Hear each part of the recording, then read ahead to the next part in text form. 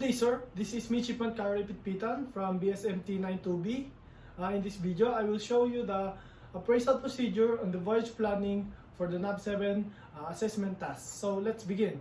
Before we go in the voyage, we need to plan to find a safe route, avoid hazard, and navigational warnings. In accordance to the traffic in and out to the busy ports and harbor, once the pilot is off the vessel, he commenced the first phase of the APEM, which is the appraisal. After the approval of the master, making sure that the necessary items are listed by the navigators who prepared the voyage plan, including the publication to chart, and list of tables and plotting instrument are in place. In the first place of the appraisal, the ASD or the Admiralty Sailing Direction provided with the essential information to support entry and coast navigation for all classes of ship at sea. The Admiralty Sailing Direction from Gibraltar to Singapore, or the Admiralty Nautical Publication 45, covers the coast of the Spain from Gibraltar, and Nautical Publication 49 covers the coast of Libya, Egypt, Lebanon, and south coast of Greek island. Next is the Nautical Publication 64, Red Sea and Gulf of Aden. Next is Nautical Publication 38, West Coast of India. Nautical Publication 21 covers the Bay of Bengal. Next is Nautical Publication 44, covers the Malacca Strait and its northern approach to Singapore Strait.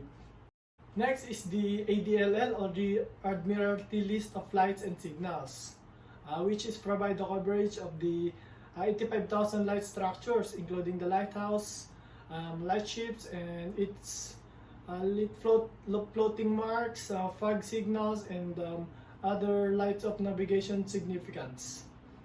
The Gibraltar to Singapore voyage will cover the Area 4, as we can see in the pictures above, and Area 5. Then there is a ADRS, or the Admiralty List of Radio Signal, which is provides information on all aspects of maritime radio communications. We have ADRS 1, 3, 4, 5, which is covers the Area 1, part of UK, Europe, Africa, and parts of Asia. And also the Area 2 covers the America, part of Asia, and Australia. In ADRS Volume 2, we have Area 1 covering the UK, Europe, Africa, and parts of Asia. And the Area 2 covering the America, part of Asia, and Australia. Area 2 and Area 1, 3, and 4 datasets are both split into the same area. Last are the ADRS Volume 6. Area 4 covers the Mediterranean and Black Sea, and Area 5 covers the Red Sea, the Gulf, and the Indian Ocean northern part. Next is the ATT, or the Admiralty Tide Tables and Tidal Atlas. Area 4 covers the northern part of Europe, America, and North Pole. And the Area 5 covers the South China and Indonesia. Next is the NAVTEX areas, and station provide navigational and meteorological warnings and forecasts, as well as urgent marine safety information to the ship. The NAVTEX station that we will encounter during the Gibraltar to Singapore voyage is the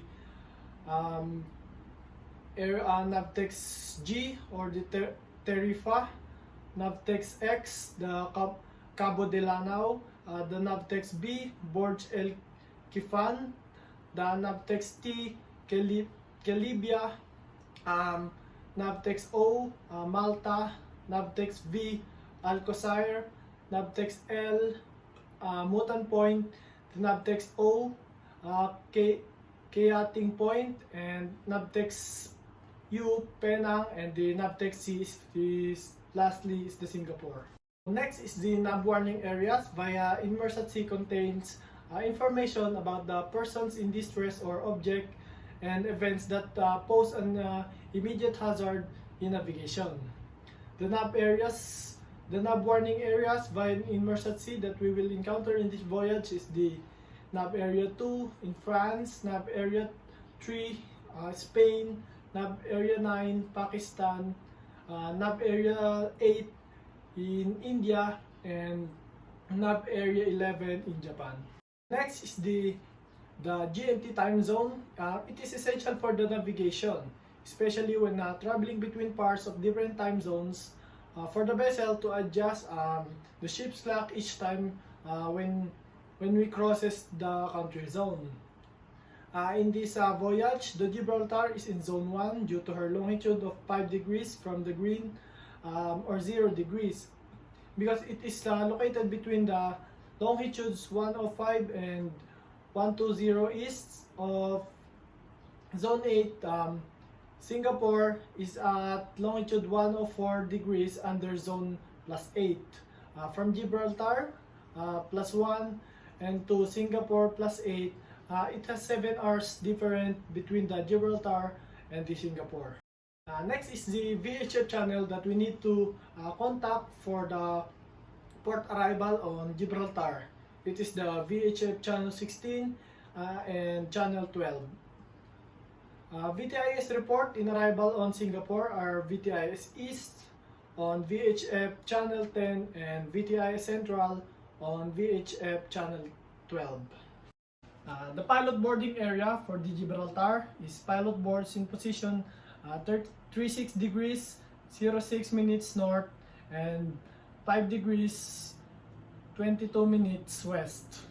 And for the vessel arriving from the westbound to Singapore, will board on the western boarding ground A, located at 1 degrees 12 minutes and 03 seconds north, and 103 degrees and 36 minutes and 07 seconds east. Next is the use of ocean passages for the world, nautical publication 136. The busiest location and ports, as well as the most popular routes connecting this location and ports, are shown in the geographical and tubular format in ocean passages for the world. With the information on the weather, currents, ice hazards, and distance from between major ports, it helps in the planning of deep sea voyage on the most major routes. Next, the use of ship routing aims to improve the safety of navigation in covering the areas and in areas where the density of traffic is great. Also, to reduce the risk of casualties, it includes the separation scheme, two-way routes, recommended tracks, areas to be avoided, inshore traffic zone, roundabout, precautionary areas, and deep water routes. To help the mariners to understand maritime navigation, sea and ice condition meteorology and regulations, the Mariner's Handbook, Nautical Publication 100, provides a clear instruction. It is important to be because it provides a guidance for assisting mariners in active bridge procedures and navigation trainings. Charts and their use is dissemination of navigation information, the maritime environment, navigational restriction, maritime pollution, and environmental conservation, or example information. Lastly is the notice to mariners. It is used the primary means of communicating information about navigational aids, hazard, and other marine information of interest to mariners. The updates of publication and nautical charts, only information that is necessary for maritime safety is contained in Notice to Mariners. Until a new edition is published, mariners must keep their products up to date with Notice to Mariners. And that's all, sir. Thank you for watching.